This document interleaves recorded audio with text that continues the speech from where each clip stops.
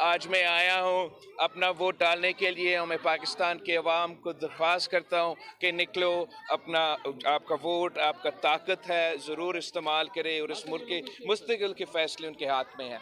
जहाँ तक आपका सवाल है मोबाइल सर्विसेज के बारे में, मैं बिल्कुल इसका मज़ाहमत करता हूँ। मैं मुतालबा करता हूँ इलेक्शन कमीशन से, इंटरिम गवर्नमेंट से, अदालतों से कि मोबाइल सर्विसेज को बहाल किया जाए।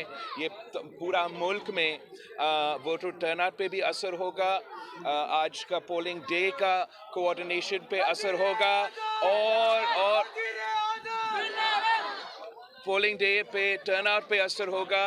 और सबसे भरकर जब गिनती हो रहा है, जब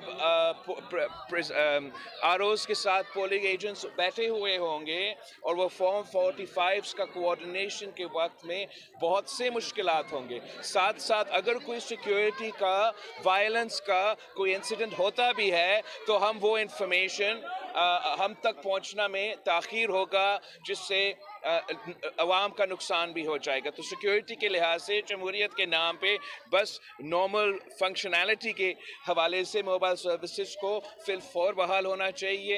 ये एक पाकिस्तान के अवाम का बुनियादी हक है आज कि वो अपना वोट डालें और इसकी वजह से इसमें बहुत से रुकावटें पैदा